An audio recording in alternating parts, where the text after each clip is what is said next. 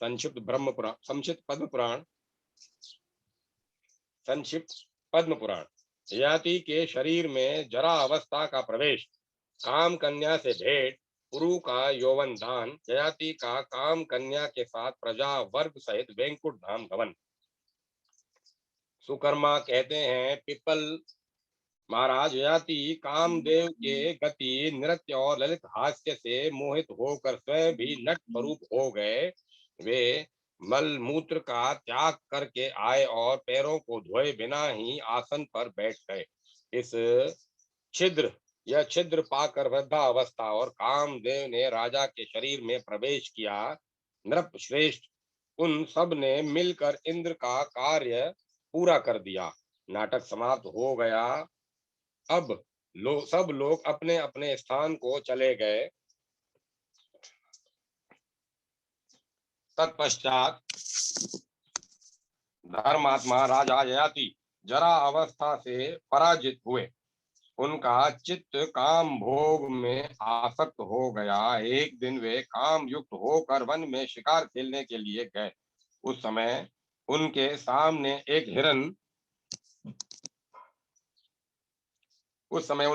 हिरन निकला। उसके 4 सींग थे। उसके रूप की कहीं तुलना नहीं थी। उसके सभी अंग सुंदर थे। रोमावलियां सुनहरे रंग की थी। मस्तक पर रत्न सा जड़ा हुआ प्रतीत होता था। सारा शरीर चितकबरे रंग का था। वह मनोहर मृग देखने ही योग्य था। राजा धनुष बाण लेकर बड़े वेग से उसके पीछे दौड़े। मृग भी उन्हें बहुत दूर ले गया और उनके देखते देखते वहीं अंतर ध्यान हो गया। राजा को वहां नंदन वन के समान एक अद्भुत वन दिखाई दिया, जो सभी गुणों से युक्त था। उसके भीतर राजा ने एक बहुत सुंदर तालाब देखा, जो 10 योजन लंबा और 5 योजन चौड़ा था। सब और कल्याण में जल से भरा हुआ सर्वतोभद्र नामक तालाब दिव्य भावों से शोभा पा रहा था। राजा रथ के वेग पूर्वक चलने से खिन्न हो गए थे। परिश्रम के कारण उन्हें कुछ पीड़ा हो रही थी। अतः सरोवर के तट पर ठंडी छाया का आश्रय लेकर बैठ गए। थोड़ी देर बाद स्नान करके उन्होंने कमल की सुगंध से सुवासित सरोवर का शीतल जल पिया। इतने में ही उन्हें अत्यंत मधुर स्वर में गाया जाने वाला एक दिव्य संगीत सुनाई पड़ा, जो ताल और मूर्छना से युक्त था। राजा तुरंत उठकर उस स्थान की ओर चल दिए जहां गीत की मनोहर ध्वनि हो रही थी। जल के निकट एक विशाल और एवं सुंदर भवन था। उसी के ऊपर बैठकर रूपशील और गुण से सुशोभित एक सुंदरी नारी मनोहर गीत गा रही थी। उसकी आंखें बड़ी बड़ी थी। रूप और तेज उसकी शोभा बढ़ा रहे थे। चराचर जगत में उसके जैसी सुंदरी स्त्री दूसरी कोई नहीं थी। महाराज ययाति के शरीर में जरा युक्त काम का संचार पहले ही हो चुका था। उस स्त्री को देखते ही वह काम विशाल रूप से प्रकट हुआ। राजा कामाग्नि से जलने और काम ज्वर से पीड़ित होने लगे। उन्होंने उस सुंदरी से पूछा, शुभे, तुम कौन हो? किसकी कन्या हो? तुम्हारे पास यह कौन बैठी है? कल्याणी, मुझे सब बातों का परिचय दो। मैं नहुष का पुत्र हूँ। मेरा जन्म चंद्रवंश में हुआ है। पृथ्वी के 7 द्वीपों पर मेरा अधिकार है। मैं तीनों लोकों में विख्यात हूँ। मेरा नाम ययाति है। सुंदरी, मुझे दुर्यज्ञ काम मारे डालता है। मैं उत्तम शील से युक्त हूँ। मेरी रक्षा करो। तुम्हारे समागम के लिए मैं अपना राज्य, समूची पृथ्वी और यह शरीर भी अर्पण कर दूंगा। यह त्रिलोकी तुम्हारी है। राजा की बात सुनकर सुंदरी ने अपनी सखी विशाला को उत्तर देने के लिए प्रेरित किया। तब विशाला ने कहा, नरश्रेष्ठ, यह रति की पुत्री, इसका नाम अश्रु बिंदुमती है। मैं इसके प्रेम और सुहाद्रवश सदा इसके साथ रहती हूँ। हम दोनों में स्वाभाविक मित्रता है जिससे मैं सर्वदा प्रसन्न रहती हूँ। मेरा नाम विशाला है, मैं वरुण की पुत्री हूँ। महाराज, मेरी यह सुंदरी सखी योग्य वर की प्राप्ति के लिए तपस्या कर रही है। इस प्रकार मैंने आपसे अपनी इस सखी का तथा इस अपना भी पूरा पूरा परिचय दे दिया। याति बोले, शुभे, मेरी बात सुनो। यह सुंदर मुख वाली रति कुमारी मुझे ही पति रूप में स्वीकार करे। यह बाला जिस जिस वस्तु की इच्छा करेगी वह सब मैं इसे प्रदान करूंगा। विशाला ने कहा, राजन, मैं इसका नियम बतलाती हूँ, पहले इसे सुन लीजिए। यह स्थिर यौवन से युक्त सर्वज्ञ वीर के लक्षणों से सुशोभित देवराज के समान तेजस्वी धर्म का आचरण करने वाले त्रिलोक पूजित सुबुद्धि सुप्रिय तथा उत्तम गुणों से युक्त पुरुष को अपना पति बनाना चाहती है। याति बोले, मुझे इन सभी गुणों से युक्त समझो, मैं इसके योग्य पति हो सकता हूँ। विशाला ने कहा, राजन, मैं जानती हूँ आप अपने पुण्य के लिए तीनों लोकों में विख्यात हैं। मैंने पहले जिन जिन गुणों की चर्चा की है वे सभी आपके भीतर विद्यमान है। केवल एक ही दोष के कारण यह मेरी सखी आपको पसंद नहीं करती। आप शरीर में वृद्धावस्था प्रवेश हो गया वृद्धावस्था का प्रवेश हो गया है। यदि आप उससे मुक्त हो सके तो यह आपकी प्रियतमा हो सकती है। राजन, यही इसका निश्चय है। मैंने सुना है पुत्र, भ्राता और भृत्य जिसके शरीर में भी इस जरा अवस्था को मैंने सुना है पुत्र, भ्राता और भृत्य जिसके शरीर में भी इस जरा अवस्था को डाला जाए उसी में इसका संचार हो जाता है। अतः भूपाल, आप अपना बुढ़ापा तो पुत्र को दे दीजिए और स्वयं उसका यौवन लेकर परम सुंदर बन जाइए। मेरी सखी जिस रूप में आपका उपभोग करना चाहती है उसी के अनुकूल व्यवस्था कीजिए। याति बोले, महाभाग्य एवं अस्तु, मैं तुम्हारी आज्ञा का पालन करूंगा। राजा ययाति काम भोग में आसक्त होकर अपनी विवेक शक्ति खो बैठे थे। वे घर जाकर अपने पुत्रों से बोले, तुम लोगों में से कोई एक मेरी दुखदायिनी जरा अवस्था को ग्रहण कर ले और अपनी जवानी मुझे दे दे, जिससे मैं इच्छानुसार भोग भोग सकूं। जो मेरी वृद्धावस्था को ग्रहण करेगा वह पुत्रों में श्रेष्ठ समझा जाएगा और वह मेरे राज्य का स्वामी होगा। उसको सुख संपत्ति, धन धान्य, बहुत सी संतान तथा यश की कीर्ति प्राप्त होगी। तरु तुरु ने कहा, पिताजी, इसमें संदेह नहीं है कि पिता माता की कृपा से ही पुत्र को शरीर की प्राप्ति होती है। अतः उसका कर्तव्य है कि वह विशेष चेष्टा के साथ माता पिता की सेवा करे। परंतु महाराज, यौवन दान करने का यह मेरा समय नहीं है। तुरु की बात सुनकर धर्मात्मा राजा को बड़ा क्रोध हुआ। वह उसे शाप देते हुए बोले, तूने मेरी आज्ञा का अनादर किया है, अतः तू सब धर्मों से पापी हो जा। तेरा हृदय पवित्र ज्ञान से शून्य हो जाए और तू कोढ़ी हो जा। तुरु को इस प्रकार शाप देकर वे अपने दूसरे पुत्र यदु से बोले, बेटा, तू मेरी जरा अवस्था को ग्रहण कर और मेरा अकटक राज्य भोग। यह सुनकर यदु ने हाथ जोड़कर कहा, पिताजी, कृपा कीजिए, मैं बुढ़ापे का भार नहीं ढो सकता। शीत का कष्ट सहना, अधिक राह चलना, कंदन भोजन करना, जिनकी जवानी बीत गई हो ऐसी स्त्रियों से संपर्क रखना और मन की प्रतिकूलता का सामना करना, ये वृद्धावस्था के 5 हेतु हैं। यदु के यूं कहने पर महाराज ययाति ने कुपित होकर उन्हें भी शाप दिया, जा तू तेरा वंश राज्यहीन होगा, इसमें कभी कोई राजा न होगा। यदु ने कहा, महाराज, मैं निर्दोष हूँ, आपने मुझे शाप क्यों दिया है? मुझ दीन पर दया कीजिए, प्रसन्न हो जाइए। याति बोले, बेटा, महान देवता भगवान विष्णु जब तेरे वंश में अपने अंश सहित अवतार लेंगे तब उस समय तेरा कुल पवित्र शाप से मुक्त हो जाएगा।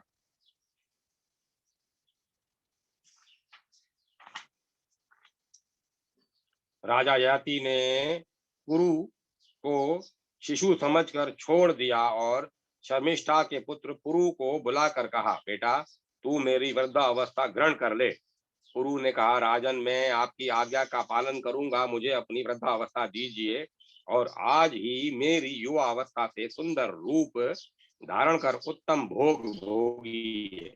यह सुनकर महामनस्वी राजा का चित्त अत्यंत प्रसन्न हुआ। वे पुरु से बोले, महामते तूने मेरी वृद्धावस्था ग्रहण की और अपना यौवन मुझे दिया, इसीलिए मेरे दिए हुए राज्य का उपभोग कर।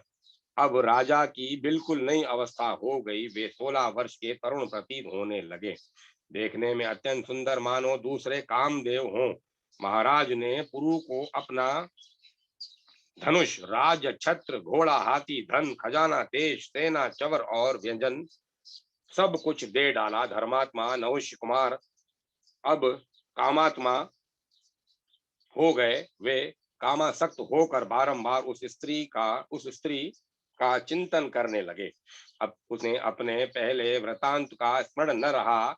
नई जवानी पाकर वे बड़ी शीघ्रता के साथ कदम बढ़ाते हुए अश्रु बिंदुमती के पास गए। उस समय उनका चित्त काम से उन्मुक्त हो रहा था। वे विशाल नेत्रों वाली विशाला को देखकर बोले, भद्रे मैं प्रबल दोष रूप वृद्धावस्था को त्याग कर यहाँ आया हूँ। मैं तरुण हूँ, अतः तुम्हारी सखी मुझे स्वीकार करे। विशाला बोली, राजन आप दोष रूपा जरा अवस्था को त्याग कर आए हैं, यह बड़ी अच्छी बात है, परंतु अब भी आप एक दोष से लिप्त हैं जिससे यह आपको स्वीकार करना नहीं चाहती, क्योंकि दो सुंदर नेत्रों वाली स्त्रियां हैं, शर्मिष्ठा और देवयानी। ऐसी दशा में आप मेरी इस सखी के वश में कैसे रह सकेंगे?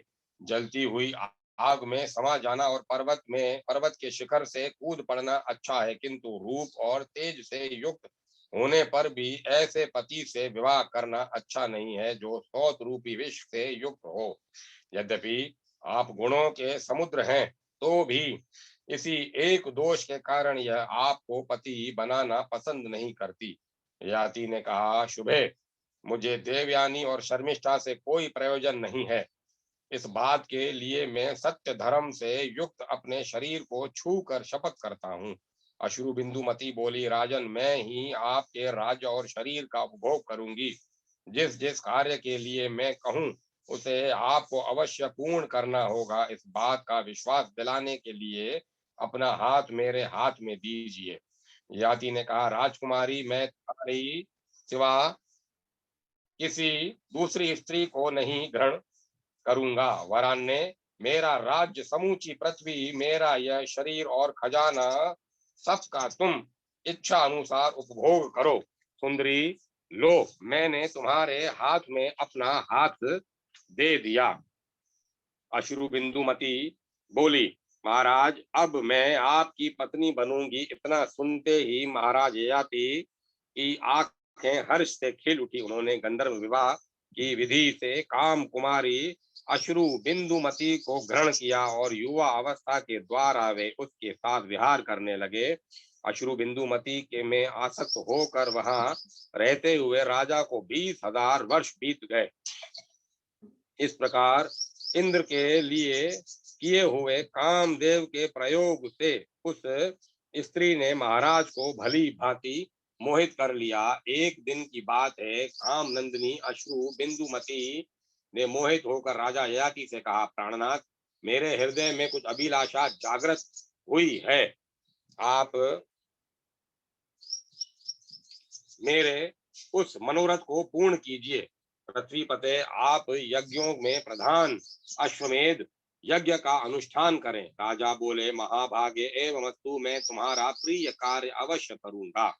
ऐसा कहकर महाराज ने राज्य भोग से निष्प्रय अपने पुत्र पुरु को बुलाया। पिता का आह्वान सुनकर पुरु आए। उन्होंने भक्ति पूर्वक हाथ जोड़कर राजा के चरणों में प्रणाम किया और अश्रु बिंदुमती के युगल चरणों में भी मस्तक झुकाया।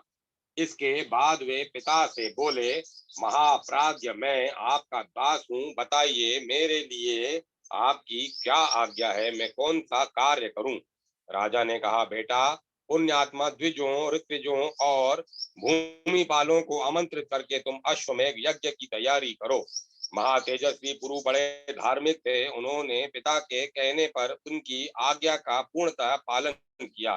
तत्पश्चात राजा ययाति ने काम कन्या के साथ यज्ञ की दीक्षा ली। उन्होंने अश्वमेध यज्ञ में ब्राह्मणों और दीनों को अनेक प्रकार के दान दिए। यज्ञ समाप्त होने पर महाराज ने उस सुमुखी से पूछा, बाले, और कोई कार्य भी हो तुम्हें जो तुम्हें अत्यंत प्रिय हो, बताओ, मैं तुम्हारा कौन सा कार्य करूं।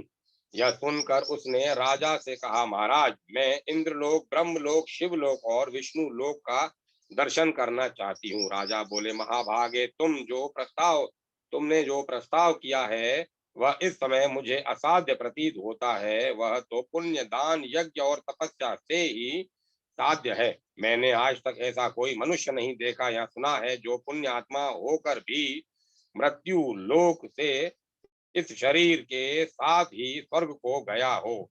अतः सुंदरी, तुम्हारा बताया हुआ कार्य मेरे लिए असाध्य है। प्रिय, दूसरा कोई कार्य बताओ, इसे अवश्य पूर्ण करूंगा। अश्रुबिंदु बोली, राजन, इसमें संदेह नहीं है कि यह कार्य दूसरे मनुष्यों के लिए सर्वथा असाध्य है, पर आपके लिए तो साध्य ही है। यह मैं बिल्कुल सच सच कह रही हूँ। इसी उद्देश्य से मैंने आपको अपना स्वामी बनाया था। अब आप सब प्रकार के शुभ लक्षणों से संपन्न और सब धर्मों से युक्त हैं, मैं जानती हूँ। आप भगवान विष्णु के भक्त हैं, वैष्णव में परम श्रेष्ठ हैं। जिसके ऊपर भगवान श्री विष्णु की कृपा होती है वह सर्वत्र जा सकता है। इसी आशा से मैंने आपका पति रूप में अंगीकार किया था।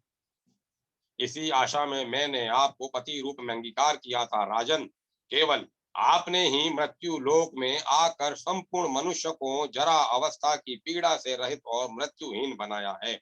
नरश्रेष्ठ, आपने इंद्र और यमराज का विरोध करके मृत्यु लोक को रोग और पाप से शून्य कर दिया। महाराज, आपके समान दूसरा कोई भी राजा नहीं है। बहुत से पुराणों में भी आपके जैसे राजा का वर्णन नहीं मिलता। मैं अच्छी तरह जानती हूँ, आप सब धर्मों के ज्ञाता हैं। राजा ने कहा, भद्रे, तुम्हारा कहना सत्य है, मेरे लिए कोई साध्य असाध्य का प्रश्न नहीं है। जगदीश्वर की कृपा से मुझे स्वर्ग लोक में सब कुछ सुलभ है। तथापि मैं स्वर्ग में जो नहीं जाता हूँ, इसका कारण सुनो। मेरे छोड़ देने पर मानव लोक की सारी प्रजा मृत्यु का शिकार हो जाएगी, इसमें तनिक भी संदेह नहीं है। सुमुखी, यही सोचकर मैं स्वर्ग में नहीं चलता हूँ। यह मैंने तुम्हें सच्ची बात बताई है। रानी बोली रानी बोली महाराज, उन लोगों को देखकर मैं फिर मृत्यु लोक में लौट आऊंगी। इस समय उन्हें देखने के लिए मेरे मन में इतनी उत्सुकता हुई है जिसकी कहीं तुलना नहीं है। राजा ने कहा, देवी, तुमने जो कुछ कहा है उसे निस्संदेह पूर्ण करूंगा। अपनी प्रिया अश्रु बिंदु मती से यूं कहकर राजा सोचने लगे, मत्स्य पानी के भीतर रहता है किंतु वह भी जाल में बंध जाता है। स्वर्ग में या पृथ्वी पर जो स्थावर आदि प्राणी है वह उन सब पर काल का प्रभाव है। एकमात्र काल ही इस जगत के रूप में उपलब्ध होता है। काल से पीड़ित मनुष्य को मंत्र, तप, दान, मित्र और बंधु बांधव कोई भी नहीं बचा सकते। विवाह, जन्म और मृत्यु के काल के रचे हुए 3 बंधन हैं। ये जहां जैसे और जिस हेतु से होने को होते हैं, होकर ही रहते हैं। कोई उन्हें मेट नहीं सकता। उपद्रव, आघात, दोष, सर्प और व्याधियां ये सभी कर्म से प्रेरित होकर मनुष्य को प्राप्त होते हैं। आयु, कर्म, धन, विद्या और मृत्यु, ये 5 बातें जीव के गर्भ में रहते हुए ही रच दी जाती हैं। जीव को देवत्व, मनुष्यत्व, पशु पक्षी आदि त्रियग योनियां और स्थावर योनि, ये सब कुछ अपने अपने कर्मानुसार ही प्राप्त होते हैं। मनुष्य जैसा करता है वैसा भोगता है, उसे अपने किए हुए को ही सदा भोगना पड़ता है। वह अपना ही बनाया हुआ दुख और अपना ही रचा हुआ सुख भोगता है। जो लोग अपने घर और बुद्धि से किसी वस्तु को अन्यथा करने की युक्ति रखते हैं, वे भी अपने उपार्जित सुख दुखों का उपभोग करते हैं। जैसे बछड़ा हजारों गौओं के बीच में खड़ी होने पर भी अपने माता को पहचान कर उसके पास पहुंच जाता है, उसी प्रकार पूर्व जन्म में किए हुए शुभाशुभ कर्म कर्ता का अनुसरण करते हैं। पहले का किया हुआ कर्म कर्ता के सोने पर उसके साथ ही सोता है, उसके खड़े होने पर खड़ा होता है और चलने पर पीछे पीछे चलता है।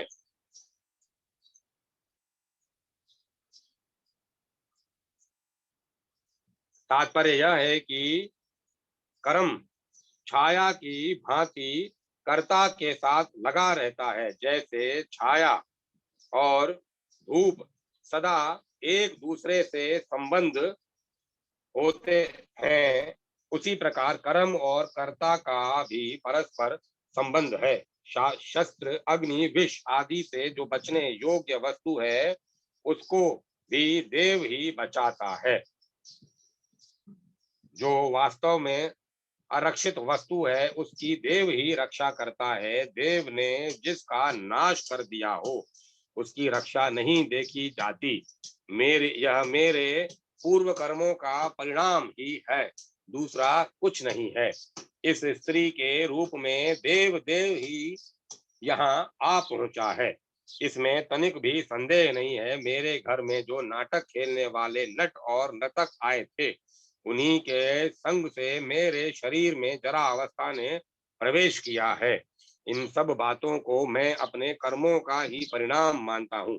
इस प्रकार की चिंता में पड़कर राजा ययाति बहुत दुखी हो गए। उन्होंने सोचा, यदि मैं प्रसन्नता पूर्वक इसकी बात नहीं मानूंगा तो मेरे सत्य और धर्म दोनों ही चले जाएंगे, इसमें तनिक भी संदेह नहीं है। जैसा कर्म मैंने किया था, उसके अनुरूप ही फल आज दृष्टि गोचर हुआ है। यह निश्चित बात है कि देव का निधा विधान टाला नहीं जा सकता। इस तरह सोच विचार में पड़े हुए राजा ययाति सबके कलेश दूर करने वाले भगवान श्री हरि की शरण में गए। उन्होंने मन ही मन भगवान मधुसूदन का ध्यान और नमस्कार पूर्वक सत्वन किया तथा कातर भाव से कहा, लक्ष्मीपते, मैं आपकी शरण में आया हूँ, आप मेरा उद्धार कीजिए। सुकर्मा कहते हैं, परम धर्मात्मा राजा ययाति इस प्रकार चिंता कर ही रहे थे कि रति कुमारी देवी अश्रु बिंदुमती ने कहा, राजन, अन्यान्य प्राकृत मनुष्यों की भांति आप दुखपूर्ण चिंता कैसे कर रहे हैं? जिसके कारण आपको दुख हो वह कार्य मुझे कभी नहीं करना। उसके यूं कहने पर राजा ने उस वारांगना से कहा, देवी, मुझे जिस बात की चिंता है उससे बताता हूँ, सुनो। मेरे स्वर्ग चले जाने पर सारी प्रजा दीन हो जाएगी, तथापि मैं तुम्हारे साथ स्वर्ग लोक को चलूंगा। यूं कहकर राजा ने अपने उत्तम पुत्र पुरु को, जो सब धर्मों के ज्ञाता, वृद्धावस्था से युक्त और परम बुद्धिमान थे, बुलाया और इस प्रकार कहा, धर्मात्मन, मेरी आज्ञा से तुमने धर्म का पालन किया है। अब मेरी वृद्धावस्था दे दो और अपनी युवा अवस्था ग्रहण करो। खजाना, सेना और सवारियां सहित मेरा यह राज तथा समुद्र सहित समूची पृथ्वी को भोगो। मैंने इसे तुम्हें ही दिया है। दुष्टों को दंड देना और साधु पुरुषों की रक्षा करना तुम्हारा कर्तव्य है। तात तुम्हें धर्म शास्त्र को प्रमाण मानकर उसी के अनुसार सब कार्य करना चाहिए।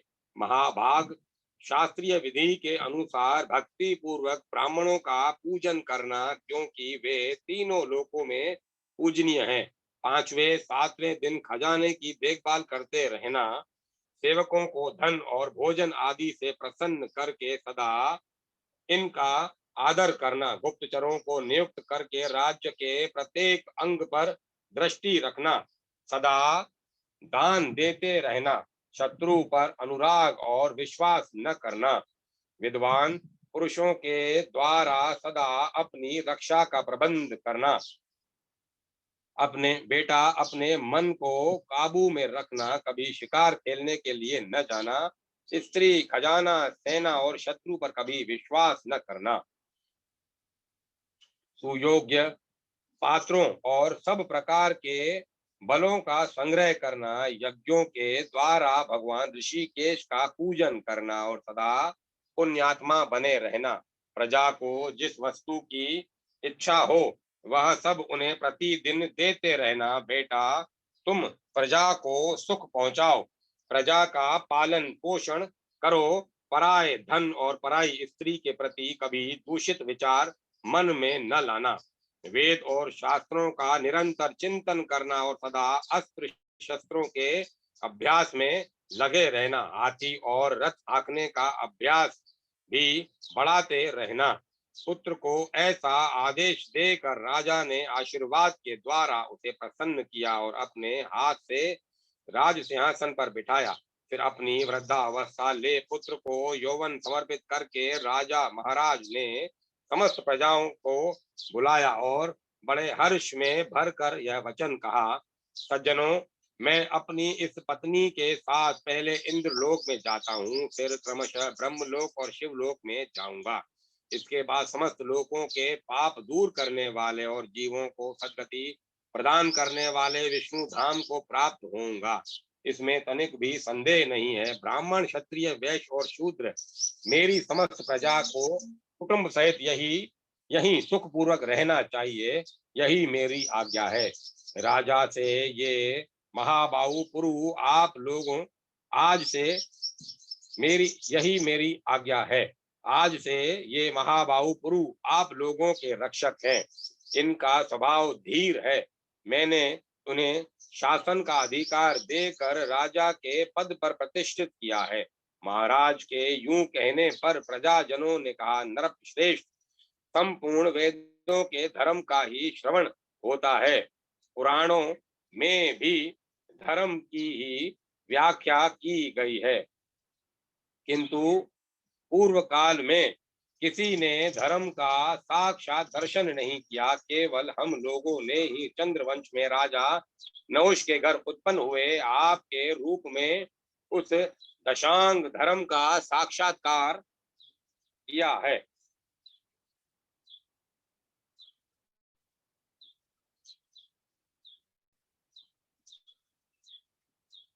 महाराज, आप सत्य प्रिय, ज्ञान विज्ञान संपन्न, पुण्य की महान राशि, गुणों के आधार और सत्य के ज्ञाता हैं। सत्य का पालन करने वाले महान ओजस्वी पुरुष परम धर्म का अनुष्ठान करते हैं। आपसे बढ़कर दूसरा कोई पुरुष हमारे देखने में नहीं आया। आप जैसे धर्म पालक एवं सत्यवादी राजा को हम मन, वाणी और शरीर किसी की भी क्रिया द्वारा छोड़ने में असमर्थ हैं। महाराज, जब आप ही नहीं रहेंगे तब स्त्री, धन, भोग और जीवन लेकर हम क्या करेंगे? अतः राजेंद्र, अब हमें यहाँ रहने की कोई आवश्यकता नहीं है। आपके साथ ही हम भी चलेंगे। प्रजाजनों की यह बात सुनकर राजा ययाति को बड़ा हर्ष हुआ। वे बोले, आप सब लोग परम पुण्यात्मा हैं, मेरे साथ चले। यूं कहकर वे काम कन्या के साथ रथ पर सवार हुए। वह रथ चंद्रमंडल के समान जान पड़ता था। सेवक गण हाथ में चवर और व्यजन लेकर महाराज को हवा कर रहे थे। राजा के मन में किसी प्रकार की पीड़ा नहीं थी।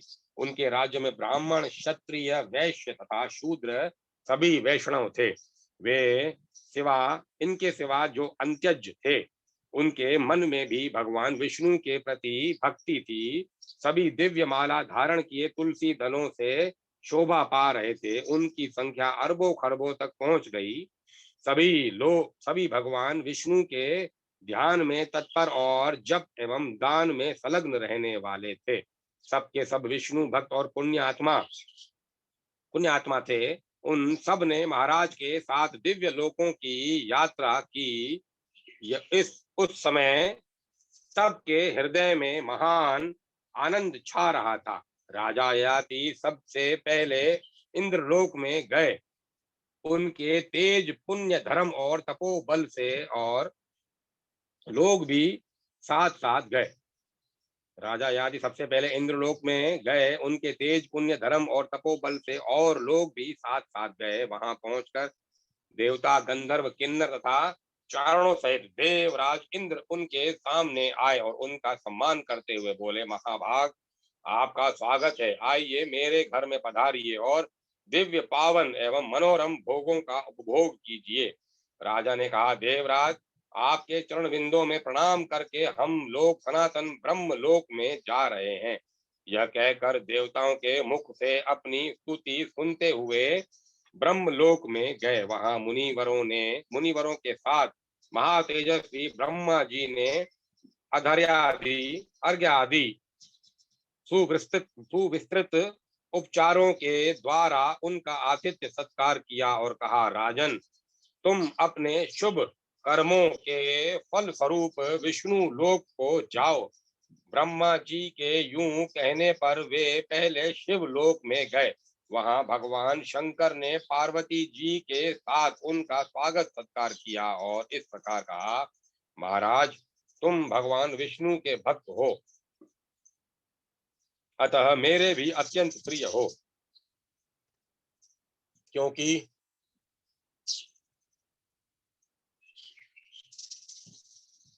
मुझ में और विष्णु में कोई अंतर नहीं है। जो विष्णु है वही मैं हूं और तथा मुझी को वो विष्णु समझो। पुण्यात्मा विष्णु भक्त के लिए भी यही स्थान है। अतः महाराज, तुम यहाँ इच्छा अनुसार रह सकते हो। भगवान शिव के यूं कहने पर श्री विष्णु के प्रिय भक्त ययाति ने मस्तक झुकाकर उनके चरणों में भक्ति पूर्वक प्रणाम किया और कहा, महादेव, आपने इस समय जो कुछ भी कहा है सत्य है। आप दोनों में वस्तुतः कोई अंतर नहीं है। एक ही परमात्मा के स्वरूप की ब्रह्मा विष्णु और शिव तीनों रूपों में अभिव्यक्ति हुई है। तथापि मेरी विष्णु लोक में जाने की इच्छा है, अतः आपके चरणों में प्रणाम करता हूँ। भगवान शिव बोले, महाराज, एवमस्तु, तुम विष्णु लोक को जाओ। उनकी आज्ञा पाकर राजा ने कल्याणमयी भगवती उमा को नमस्कार किया और उन परम पावन विष्णु भक्तों के साथ वे विष्णु धाम को चले गए।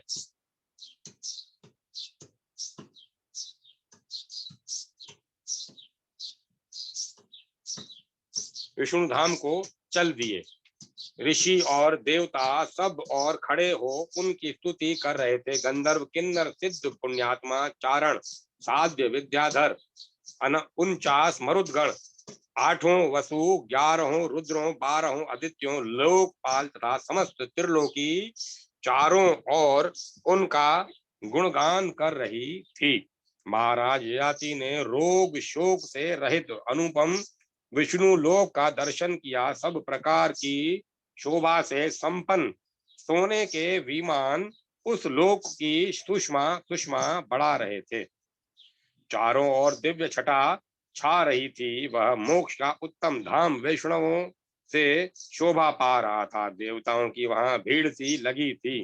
नहुष नंदन ययाति ने सब प्रकार के दाह से रहित उस दिव्य धाम में प्रवेश करके कलेशहारी भगवान नारायण का दर्शन किया। भगवान के ऊपर 14वें तने हुए थे,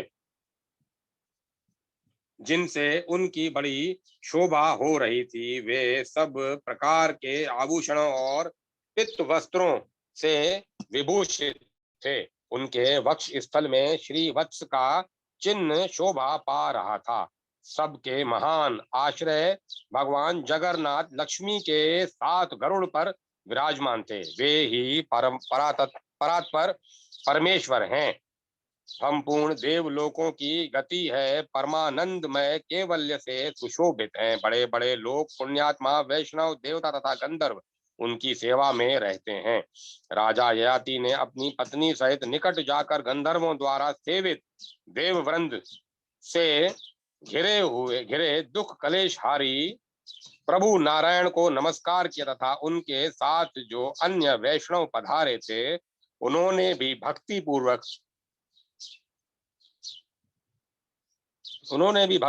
भगवान के दोनों चरण कमलों में मस्तक झुकाया। परम तेजस्वी राजा को प्रणाम करते देख भगवान ऋषिकेश ने कहा, महाराज, मैं तुम पर बहुत संतुष्ट हूँ। तुम मेरे भक्त हो, अतः तुम्हारे मन में यदि कोई दुर्लभ मनोरथ हो तो उसके लिए वर मांगो, मैं उसे निस्संदेह पूर्ण करूंगा। राजा बोले, मधुसूदन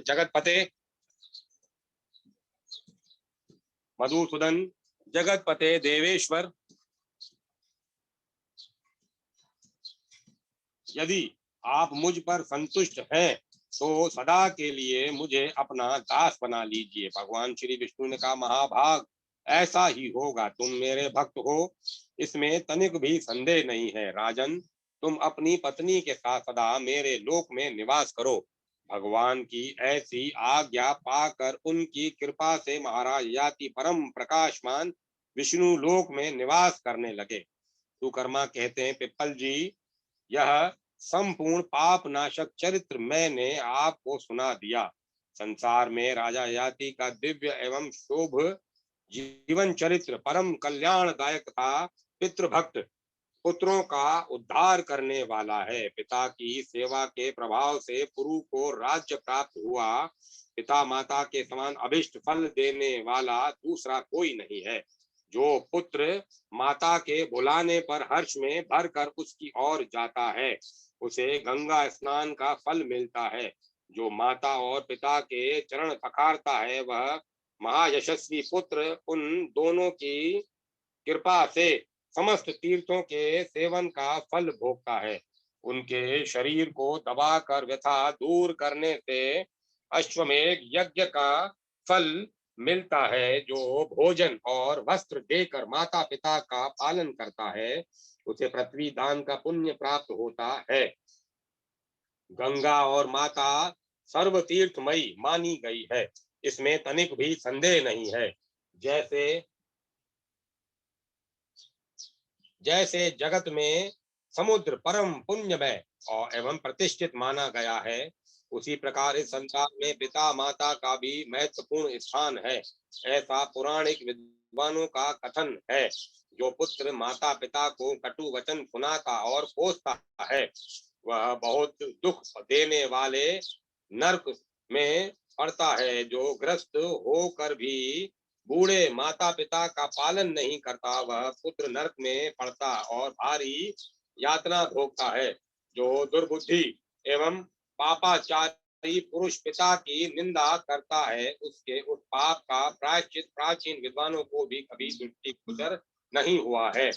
विप्रवर, यही सब सोचकर मैं प्रतिदिन माता पिता की भक्ति पूर्वक पूजा करता हूँ और चरण दबाने आदि की सेवा में लगा रहता हूँ।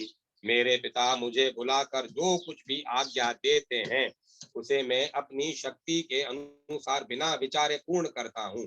इससे मुझे सदगति प्रदान करने वाला उत्तम ज्ञान प्राप्त हुआ है। पिता माता की कृपा से संसार में तीनों कालों का ज्ञान सुलभ हो जाता है। पृथ्वी पर रहने वाले जो मनुष्य माता पिता की भक्ति करते हैं, उन्हें यह ज्ञान प्राप्त होता है। मैं यहीं रहकर स्वर्ग लोक तक की बातें जानता हूँ।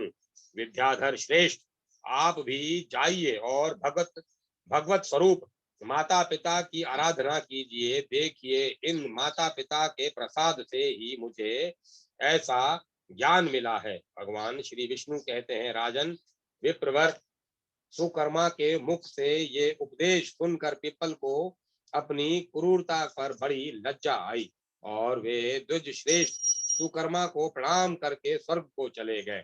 तत्पश्चात धर्मात्मा सुकर्मा माता पिता की सेवा में लग गए। महामते, पितृ तीर्थ से संबंध रखने वाली ये सारी बातें मैंने तुम्हें बता दी।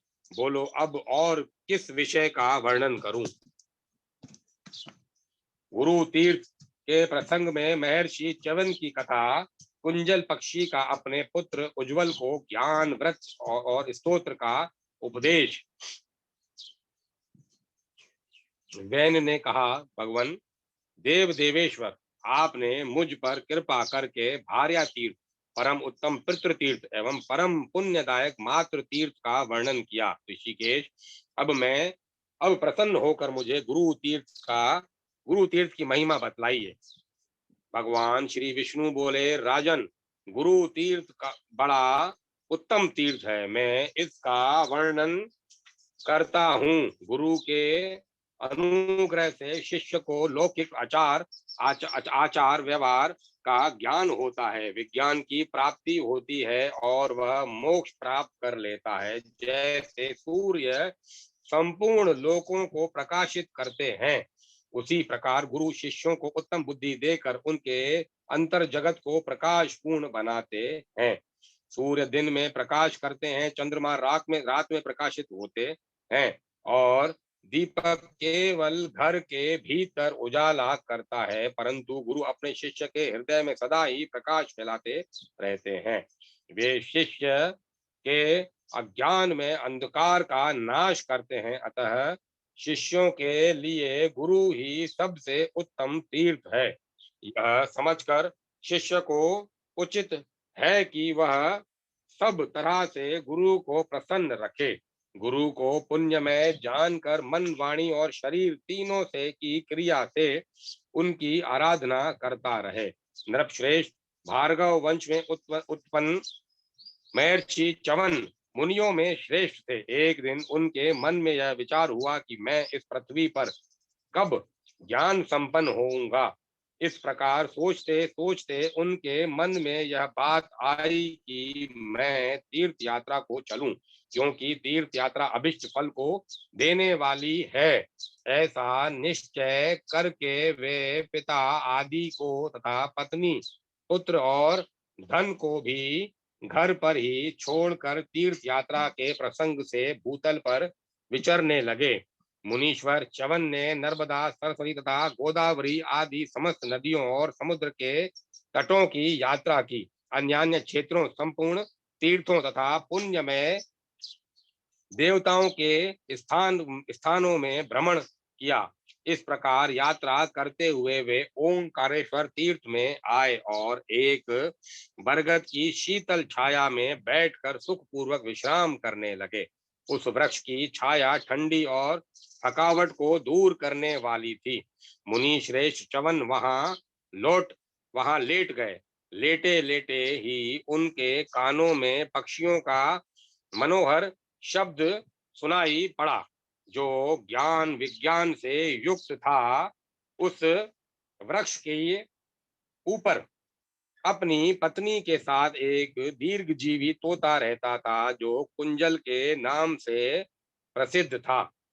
वह तोता बड़ा ज्ञानी था। उसके उज्ज्वल, समुज्वल, विज्वल और कपिंजल ये 4 पुत्र थे। चारों ही माता पिता के बड़े भक्त थे। वे भूख से आकुल होने पर चारों चारा चुगने के लिए पर्वतीय कुंजों और समस्त द्वीपों में भ्रमण किया करते थे। उनका चित्त बड़ा एकाग्र रहता था। संध्या के समय मुनिवर च्यवन के देखते देखते वे चारों तोते अपने पिता के सुंदर घोंसले में आए। वहां आकर उन सब ने माता पिता को प्रणाम किया और उन्हें चारा निवेदन करके उनके सामने खड़े हो गए। तत्पश्चात अपने पंखों की शीतल हवा से माता पिता की सेवा करने लगे। कुंजल पक्षी अपनी पत्नी के साथ भोजन करके जब तृप्त हुआ, तब पुत्रों के साथ बैठकर परम पवित्र दिव्य कथाएं कहने लगा। उज्ज्वल ने कहा,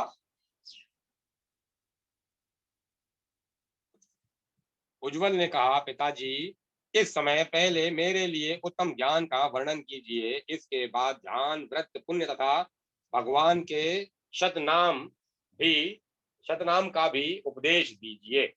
कुंजल बोला, बेटा, मैं तुम्हें उस उत्तम ज्ञान का उपदेश देता हूं जिसे किसी ने इन चर्म चक्षुओं से नहीं देखा। उसका नाम है केवल्य मोक्ष। वह केवल अद्वितीय और दुख से रहित है। जैसे वायु शून्य प्रदेश में रखा हुआ दीपक हवा का झोंका न लगने के कारण स्थिर भाव से चलता है और घर में समूचे अंधकार का नाश करता रहता है, उसी प्रकार केवल्य स्वरूप ज्ञान में आत्मा सब दोषों से रहित और स्थिर है। उसका कोई आधार नहीं है, वही सबका आधार है। बेटा, वह आशा तृष्णा से रहित और निश्चल है। आत्मा न किसी का मित्र है न शत्रु। उसमें न शोक है, न हर्ष, न लोभ है, न मात्सर्य। वह भ्रम, प्रलाप, मोह तथा सुख दुख से रहित है। जिस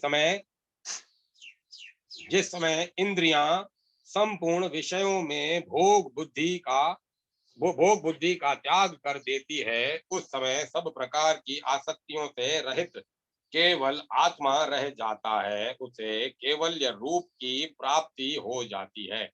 जैसे दीपक प्रज्वलित होकर जब प्रकाश फैलाता है, तब बत्ती के आधार से वह तेल को सोखता रहता है।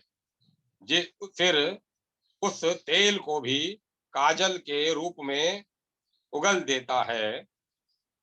महामते, दीपक स्वयं ही तेल को खींचता और अपने तेज से निर्मल बना देता है। उसी प्रकार देह रूपी बत्ती में स्थित हुआ आत्मा कर्म रूपी तेल का शोषण करता रहता है। वह विषयों का काजल बनाकर प्रत्यक्ष दिखा देता है और जप से निर्मल होकर स्वयं ही प्रकाशित होता है। इसमें उसमें क्रोध आदि दोषों का अभाव है। कलेश नामक वायु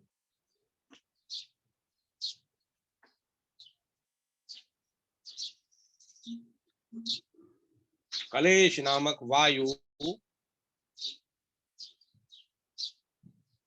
उसका स्पर्श नहीं करती। वह निष्प्रह और निश्चल होकर स्वयं अपने तेज से प्रकाशमान रहता है। स्वकीय स्थान पर स्थित रहकर ही अपने तेज से संपूर्ण त्रिलोकी को देखा करता है। यह आत्मा केवल ज्ञान स्वरूप है। इसी को परमात्मा कहते हैं। इस परमात्मा का ही मैंने तुमसे वर्णन किया है। अब मैं चक्रधारी भगवान श्री विष्णु के ध्यान का वर्णन आरंभ करता हूँ। वह ध्यान दो प्रकार का है, निराकार और साकार। निराकार का ध्यान केवल ज्ञान रूप से होता है। ज्ञान नेत्र से उसका दर्शन किया जाता है। योग युक्त महात्मा तथा परमार्थ परायण सन्यासी उन सर्वज्ञ एवं सर्वद्रष्टा परमेश्वर का साक्षात्कार करते हैं। सर्वज्ञ एवं सर्वद्रष्टा परमेश्वर का साक्षात्कार करते हैं। वत्स, वे हाथ पैर से हीन होकर भी सर्वत्र जाते और समस्त चराचर त्रिलोकी को ग्रहण करते हैं। उनके मुख और नाक नहीं है, फिर भी वे खाते और सूंघते हैं। बिना कान के ही सब कुछ श्रवण करते हैं। वे सबके साक्षी और जगत के स्वामी हैं। रूपहीन होते हुए भी 5 इंद्रियों से युक्त रूप धारण करते हैं। समस्त लोगों के प्राण हैं। चराचर जगत के जीव उनकी पूजा करते हैं। बिना जीवा के ही वे बोलते हैं। उनकी सब बातें वेद शास्त्रों के अनुकूल होती है। उनके त्वचा नहीं है, फिर भी वे सबके स्पर्श का अनुभव करते हैं। उनका स्वरूप सत्य और आनंदमय है। वे विरक्त आत्मा हैं। उनका रूप एक है। वे आश्रय रहित और जरा अवस्था से शून्य हैं। माता तो उन्हें छू भी नहीं गई है। ममता तो उन्हें छू भी नहीं गई है। वे सर्वव्यापक सगुण वे सर्वव्यापक सगुण निर्गुण और निर्मल हैं। वे किसी के वश में नहीं हैं। तो भी उनका मन सब भक्तों के अधीन रहता है। वे सब कुछ देने वाले और सर्वज्ञों में श्रेष्ठ हैं।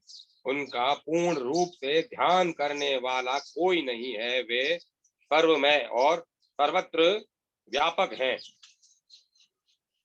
वह इस प्रकार जो परमात्मा के सर्वमय स्वरूप का ध्यान करता है, वह अमृत के समान सुखदायी और आकार रहित परम पद मोक्ष को प्राप्त होता है।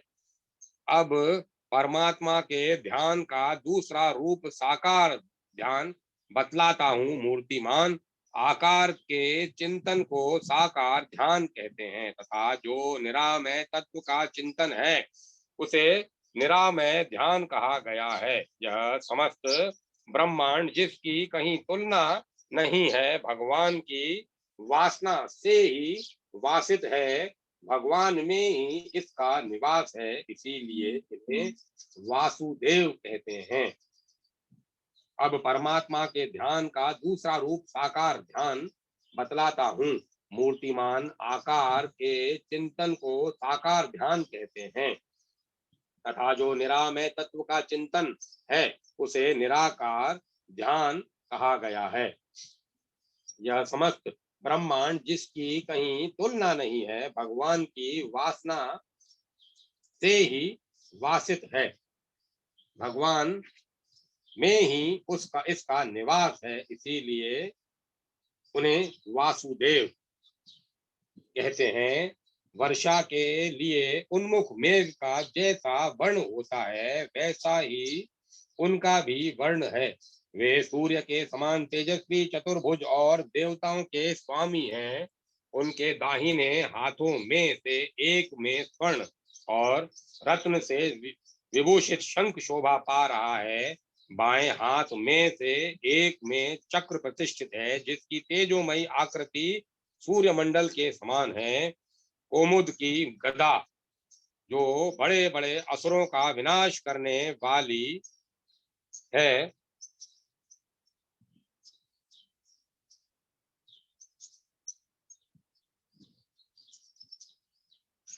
उन परमात्मा के दूसरे बाएं हाथ में सुशोभित है तथा उनके दूसरे दाहिने हाथ में सुगंधपूर्ण महान पद्म शोभा पा रहा है। इस प्रकार आयुधों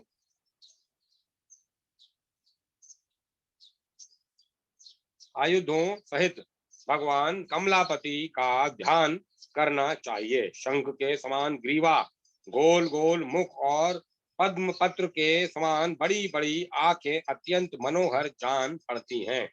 रत्नों के समान चमकीले दांतों से भगवान ऋषिकेश की बड़ी शोभा हो रही है। उनके घुंघराले बाल ये बिंब फल के समान लाल लाल होंठ हैं तथा मस्तक पर धारण किए हुए किरीट से कमल नयन श्री हरि अत्यंत सुशोभित हो रहे हैं। विशाल रूप, सुंदर नेत्र तथा कौस्तुभ मणि के से उनकी कांति बहुत बढ़ गई है। सूर्य के समान तेज से प्रकाशित होने वाले कुंडल और पुण्यमय श्री वत्स चिन्ह से श्री हरि सदा दीप्तिमान दिखाई देते हैं। उनके श्याम विग्रह पर बाजूबंद कंगन और मोती के हार नक्षत्रों के समान छवि पा रहे हैं। इनसे सुशोभित भगवान विजयी पुरुषों में सर्वश्रेष्ठ जान पड़ते हैं। सोने के समान रंग वाले पीतांबर से गोविंद की सुषमा और भी बढ़ गई है। रत्न जड़ित मुंदरियों से सुशोभित उंगलियों के कारण भगवान बड़े सुंदर प्रतीत होते हैं। सब प्रकार के आयुधों से पूर्ण और दिव्य आभूषणों से विभूषित श्री हरि गरुड़ की पीठ पर विराजमान है। वे इस विश्व के सृष्टा और जगत के स्वामी हैं। जो मनुष्य इस प्रकार भगवान की मनोहर झांकी का प्रतिदिन अनन्य अनन्य चित्त से ध्यान करता है, वह सब पापों से मुक्त हो अंत में भगवान श्री विष्णु के लोक में जाता है। बेटा, इस जगदीश्वर के ध्यान का यह सारा प्रकार मैंने तुम्हें बता दिया। अब व्रतों के भेद बताता हूँ जिनके द्वारा भगवान श्री विष्णु की आराधना होती है। जया विजया पाप नाशनी जयंती त्रिस्पर्शा वंजुली तिलगंधा अखंडा तथा मनोरक्षा, ये सब एकादशी या द्वादशियों के भेद हैं। इसके सिवाय और भी बहुत सी ऐसी तिथियां हैं जिनका प्रभाव दिव्य है। अशून्य अशून्य शयन और जन्माष्टमी ये दोनों महान व्रत हैं। इन व्रतों का आचरण करने से प्राणियों के सब पाप दूर हो जाते हैं। पुत्र, अब भगवान के शतनामों स्तोत्र का वर्णन करता हूँ। यह मनुष्यों की पाप राशि का नाश और उत्तम गति प्रदान करने वाला है। विष्णु के इस शतनाम स्तोत्र के ब्रह्मा ऋषि अनुष्टक छंद प्रणव ओंकार देवता है। संपूर्ण कामनाओं की सिद्धि और मोक्ष के निमित्त इसका विनियोग किया जाता है।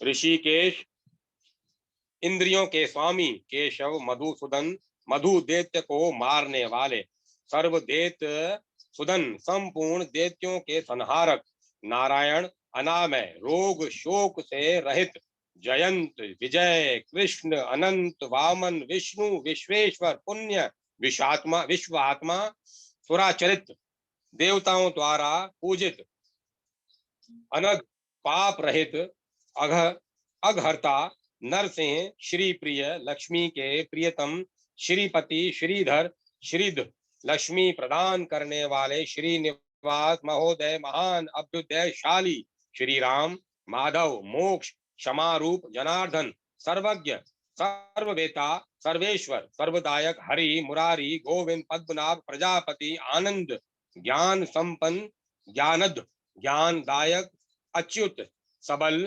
चंद्रवक्त्र चंद्रमा के समान मनोहर मुख वाले व्याप्त परावर कार्य कारण रूप संपूर्ण जगत में व्याप्त योगेश्वर जग ध्वनि जगत के उत्पत्ति के स्थान ब्रह्म रूप महेश्वर मुकुंद मुकुंद वैकुंठ एक रूप कवि ध्रुव वासुदेव महादेव ब्राह्मण्य प्रिय गौप्रिय गौहित यज्ञ यज्ञांग यज्ञवर्धन यज्ञों का विस्तार करने वाले यज्ञ भोक्ता वेद वेदांग पराग वेदज्ञ वेद रूप विद्यावास सुरेश्वर प्रत्यक्ष महाहंस शंखपाणी पुरातन पुष्कर पुष्कराक्ष वाराह धरतीधर प्रद्युम्न कामपाल व्यास ध्यात व्यास जी के द्वारा चिंतित महेश्वर महान ईश्वर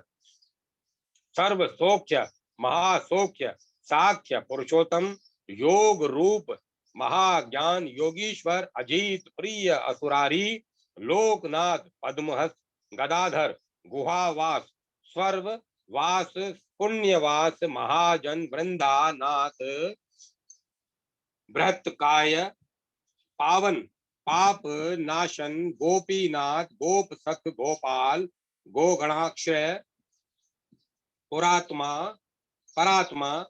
पराधीश कपिल तथा कार्य मानुष संसार का उद्धार करने के लिए मानव शरीर रूप धारण करने वाले आदि नामों से प्रसिद्ध सर्वस्वरूप परमेश्वर को मैं प्रतिदिन मन वाणी तथा क्रिया द्वारा नमस्कार करता हूँ। जो पुण्यात्मा पुरुष शतनाम स्तोत्र पढ़कर स्थिर चित्त से भगवान श्री कृष्ण की स्तुति करता है, वह संपूर्ण दोषों का त्याग करके इस लोक में पुण्य स्वरूप हो जाता है तथा अंत में वह भगवान मधुसूदन के लोक को प्राप्त करता है।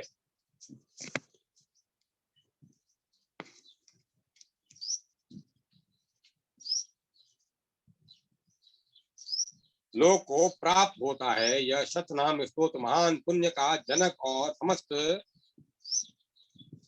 पातकों का पातकों की शुद्धि करने वाला है। मनुष्य को ध्यान युक्त होकर अनन्य चित्त से इसका जप और चिंतन करना चाहिए। दिन प्रतिदिन इसका जप करने वाले पुरुष को नित्य प्रति गंगा स्नान का फल मिलता है। इसीलिए सुस्थिर और एकाग्र चित्त होकर इसका जप करना उचित है।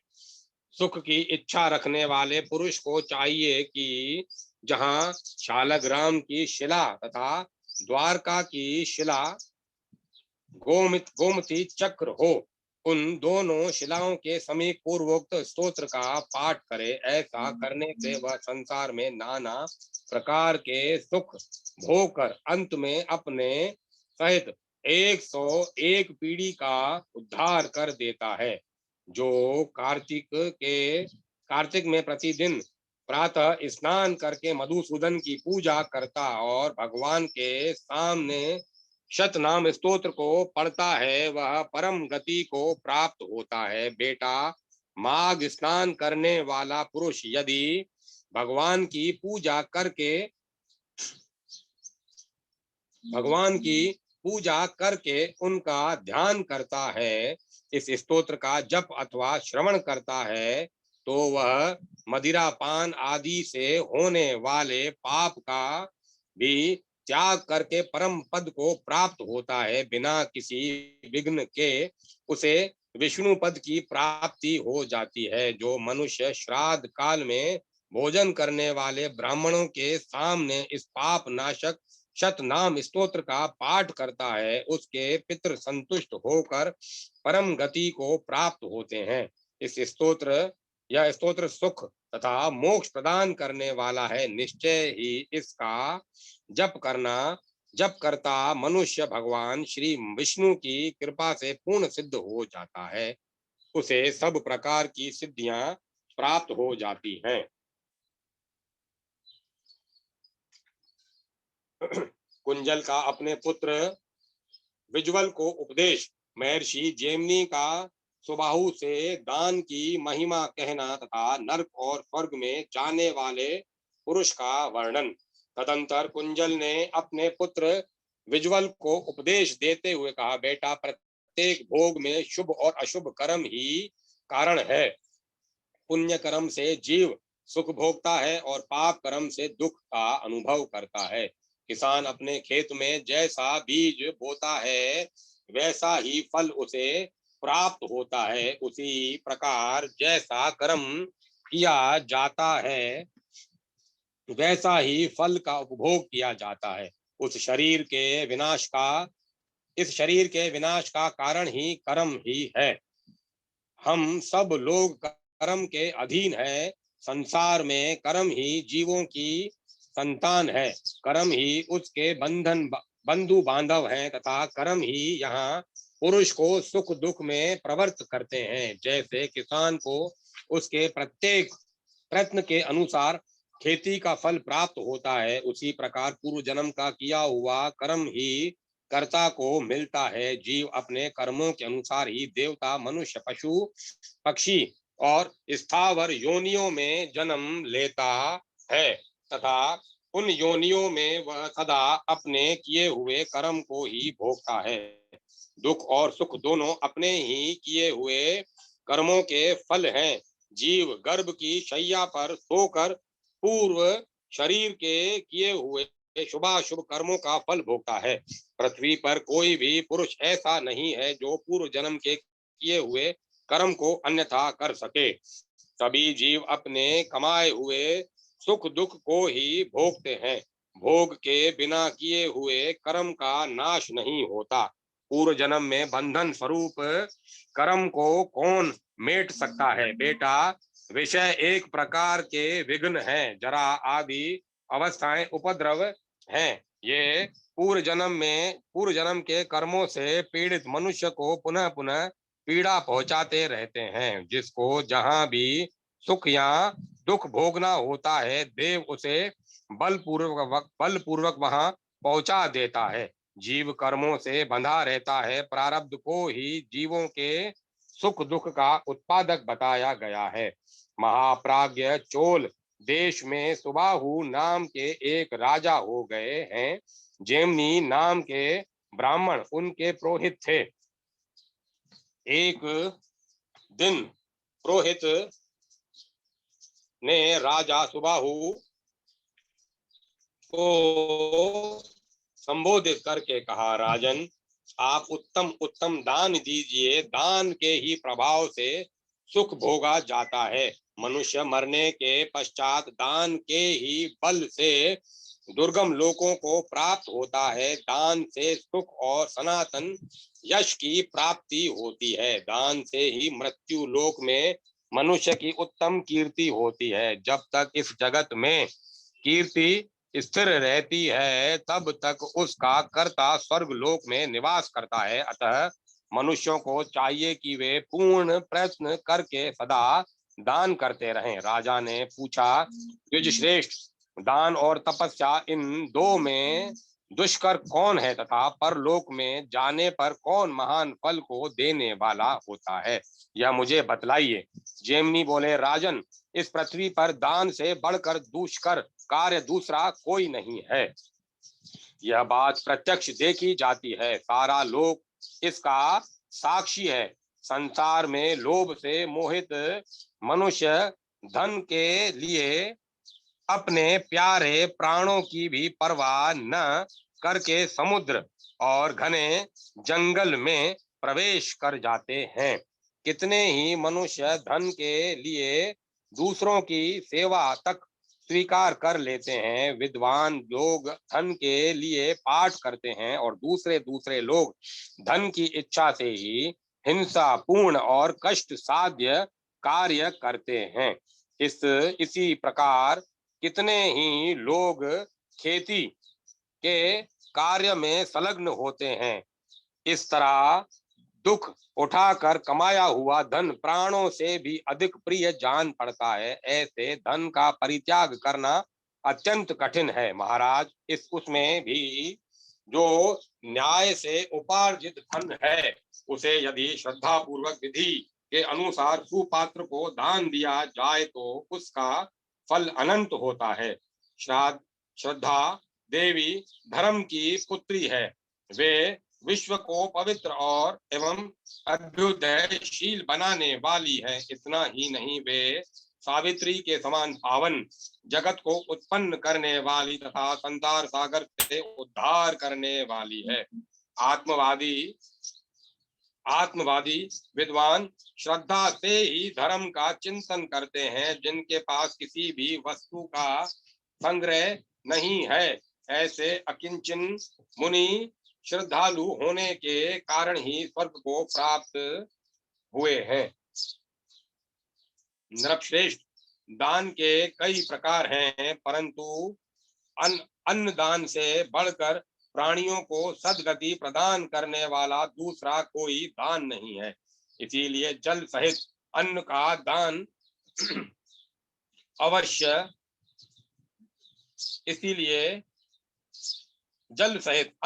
दान अवश्य करना चाहिए। दान के समय मधुर और पवित्र वचन बोलने की आवश्यकता है। अन्नदान संसार सागर से तारने वाला हित साधक तथा सुख संपत्ति का हेतु है।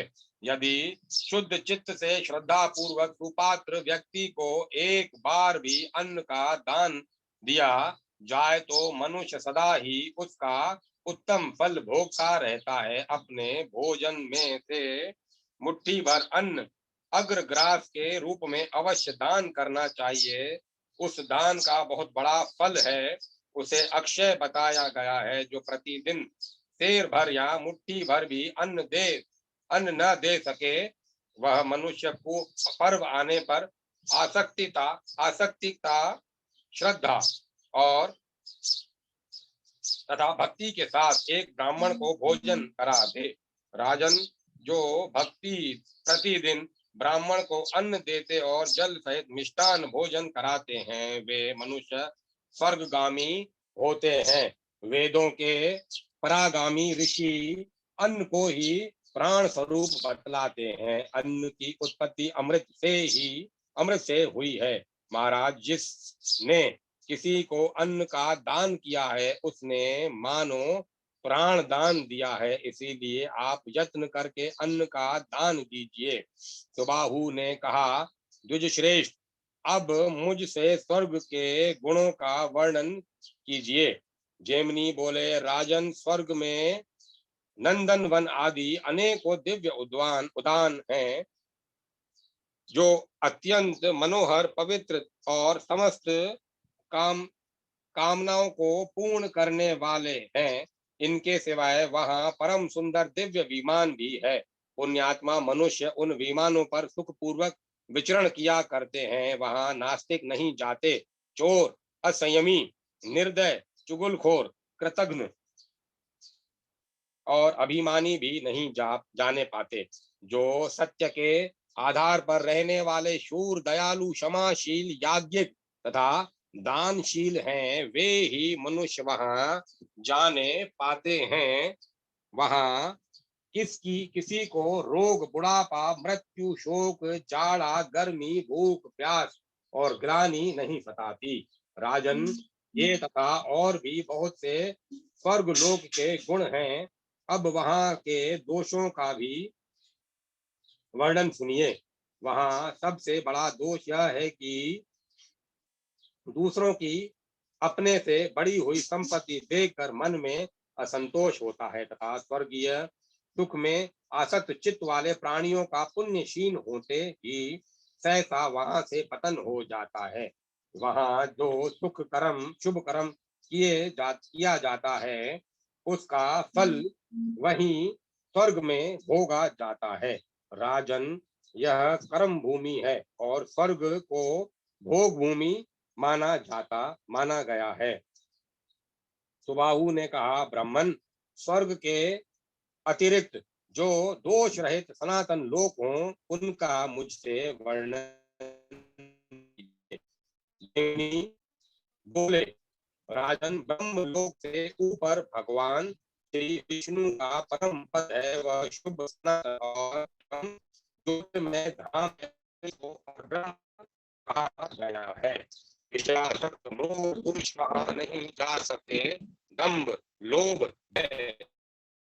क्रोध और द्वेष से आक्रांत मनुष्यों का वहां प्रवेश नहीं हो सकता। जो ममता और अहंकार से रहित, निर्द्वंद, जितेंद्रिय तथा ज्ञान योग परायण है, साधु पुरुष ही उस धाम में प्रवेश करते हैं। सुबाहु ने कहा, महाभाग में स्वर्ग में जिस में कराने वाला कर्म मैं नहीं करूंगा। मैं तो ध्यान योग्य के द्वारा देवेश्वर लक्ष्मीपति का पूजन करूंगा और दाह तथा प्रलय के रहित विष्णु लोक में जाऊंगा। जैमिनी बोले, राजन, तुम्हारा कहना ठीक है। तुमने सबके कल्याण की बात कही है। वास्तव में राजा दानशील हुआ करते हैं। वे बड़े बड़े यज्ञों द्वारा भगवान श्री विष्णु का यजन करते हैं। यज्ञों में सब प्रकार के दान दिए जाते हैं। उत्तम यज्ञों के पहले अन्न और फिर वस्त्र तथा तांबुल का दान दिया जाता है। इसके बाद स्वर्ण दान, भूमि दान और दान की बात आती है। इस प्रकार उत्तम यज्ञ करके राजा लोग अपने शुभ कर्मों के फल स्वरूप विष्णु लोक में जाते हैं। दान से तृप्ति लाभ करते और संतुष्ट रहते हैं। अतः राजेंद्र, आप भी न्यायोपार्जित धन का दान कीजिए। दान से ज्ञान और ज्ञान से आपको सिद्धि प्राप्त होगी। जो मनुष्य इस उत्तम और पवित्र आख्यान का श्रवण करेगा वह सब पापों से मुक्त होकर विष्णु लोक में जाएगा। सुबाहु ने पूछा, ब्राह्मण, मनुष्य किस दुष्कर्म से नरक में पड़ते हैं और किस शुभ कर्म से के प्रभाव से स्वर्ग में जाते हैं, यह बात मुझे बताइए। जैमिनी ने कहा, जो द्विज लोभ से मोहित हो पावन ब्राह्मणत्व का परित्याग करके कुकर्म से जीविका चलाते हैं, वे नरकगामी होते हैं।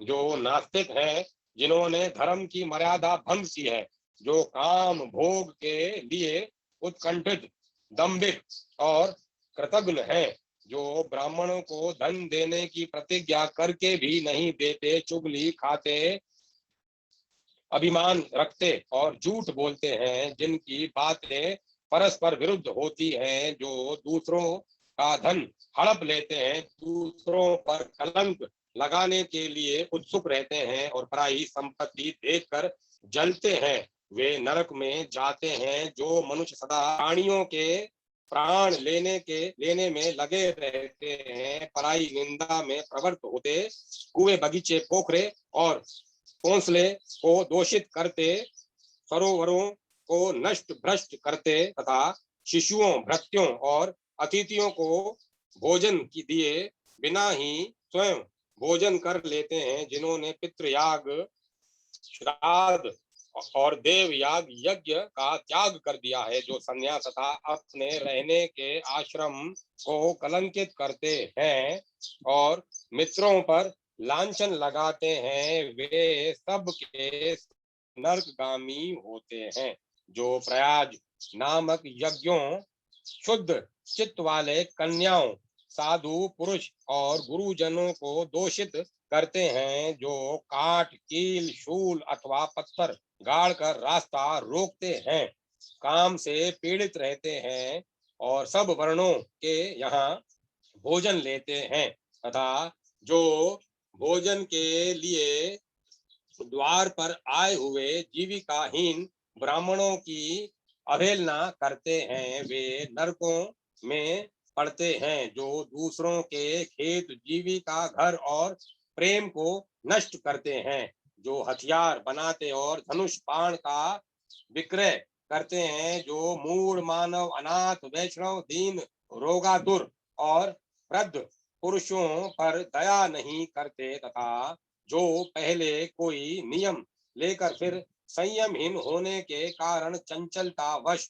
उसका परित्याग कर देते हैं, वे नरकगामी होते हैं। अब मैं स्वर्गगामी पुरुषों का वर्णन करूंगा, जो मनुष्य सत्य, तपस्या, ज्ञान, ध्यान तथा स्वाध्याय के द्वारा धर्म का अनुसरण करते हैं, वे स्वर्गगामी होते हैं। जो प्रतिदिन हवन करते तथा भगवान के ध्यान और देवताओं के पूजन में संलग्न रहते हैं, वे महात्मा स्वर्गलोक में के अतिथि होते हैं। जो बाहर भीतर से पवित्र रहते, पवित्र स्थान में निवास करते, भगवान वासुदेव के भजन में लगे रहते तथा भक्ति पूर्वक श्री विष्णु की शरण में जाते हैं, जो सदा आदर पूर्वक माता पिता की सेवा करते और दिन में नहीं सोते, जो सब प्रकार की हिंसा से दूर रहते, साधुओं का संग करते और सबके हित में संलग्न रहते हैं, वे मनुष्य स्वर्गगामी होते हैं।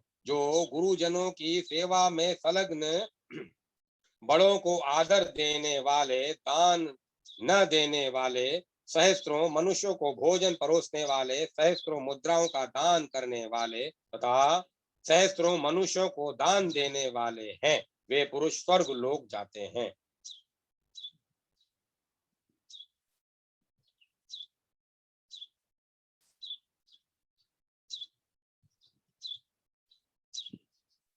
जो युवावस्था में भी क्षमाशील और जितेंद्रिय हैं, जिनमें वीरता भरी है, जो स्वर्ण, गौ, भूमि, अन्न और वस्त्र का दान करते हैं, जो अपने से द्वेष रखने वालों के भी दोष कभी नहीं कहते, बल्कि उनके गुणों का ही वर्णन करते हैं, जो विज्ञ पुरुषों को देखकर प्रसन्न होते, दान देकर प्रिय वचन बोलते तथा दान के लिए फल की इच्छा का परित्याग कर देते हैं, वे मनुष्य स्वर्गगामी होते हैं। जो पुरुष प्रवृत्ति मार्ग से तथा निवृत्ति मार्ग में भी मुनियों और शास्त्रों के कथनानुसार ही आचरण करते हैं, वे स्वर्ग लोक के अतिथि होते हैं। जो मनुष्यों से कटु वचन बोलना नहीं जानते, जो प्रिय वचन बोलने के लिए प्रसिद्ध हैं, जिन्होंने सरोवर, पोंसला, धर्मशाला और बगीचे बनवाए हैं, जो मिथ्यावादियों के लिए भी सत्यपूर्ण बर्ताव करने वाले और कुटिल मनुष्यों के लिए भी सरल हैं, वे दयालु तथा सदाचारी मनुष्य स्वर्ग लोक में जाते हैं। वो जो एकमात्र धर्म का अनुष्ठान करके अपने प्रत्येक दिवस को सदा सफल बनाते हैं तथा नित्य ही व्रत का पालन करते हैं, जो शत्रु और मित्र के मित्र की समान भाव से सराहना करते और सबको समान दृष्टि से देखते हैं, जिनका चित्त शांत है, जो अपने मन को वश में कर चुके हैं, जिन्होंने भय से डरे हुए ब्राह्मण तथा स्त्रियों की रक्षा का नियम ले रखा है, जो गंगा, पुष्कर, तीर्थ और विशेषतः गया में पितरों को पिंड दान करते हैं, वे स्वर्गगामी होते हैं, जो इंद्रियों के वश में नहीं रहते, जिनकी संयम में प्रवृत्ति है, जिन्होंने लोभ, भय और क्रोध का परित्याग कर दिया है, जो शरीर में पीड़ा देने वाले जूं, खटमल और डांस आदि जंतुओं का भी पुत्र की भांति पालन करते हैं, उन्हें मारते नहीं, सर्वदा मन और इंद्रियों के निग्रह में लगे रहते हैं और परोपकार में ही जीवन व्यतीत करते हैं, वे मनुष्य स्वर्ग लोक में अतिथि होते हैं, जो विशेष विधि के अनुसार यज्ञों का अनुष्ठान करते, सब प्रकार के द्वंद्वों को सहते तथा इंद्रियों को वश में रखते हैं, जो पवित्र और सत्व गुण से में स्थित रहकर मन, वाणी तथा क्रिया द्वारा भी कभी पराई स्त्री के साथ रमण नहीं करते, निंदित कर्मों से दूर रहते, विहित कर्मों का अनुष्ठान करते तथा आत्मा की शक्ति को जानते हैं, वे मनुष्य स्वर्गगामी होते हैं, जो दूसरों के प्रतिकूल आचरण करता है, उसे अत्यंत दुखदायी घोर नरक में गिरना पड़ता है, तथा जो सदा दूसरों के अनुकूल चलता है, उसे मनुष्य के लिए सुखदायिनी मुक्ति दूर नहीं है। उस मनुष्य के लिए सुखदायिनी मुक्ति दूर नहीं है। राजन, कर्मों द्वारा जिस प्रकार दुर्गति और सुगति प्राप्त होती है, वह सब मैंने तुम्हें यथार्थ रूप से बतला दिया।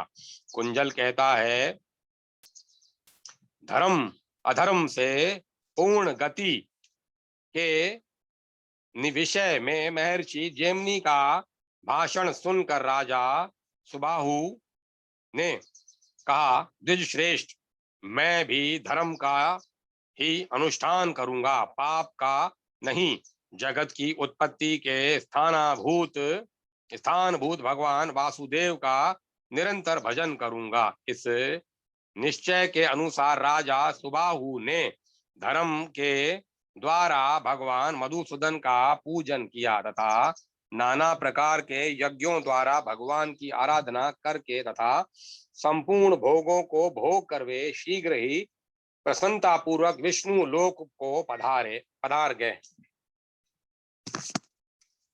अब मैं कथा को यहीं विराम देता हूँ, फल आनंद लेंगे। कुंजल का अपने पुत्र विज्वल को श्री देवाभिधान स्तोत्र सुनाना। ओम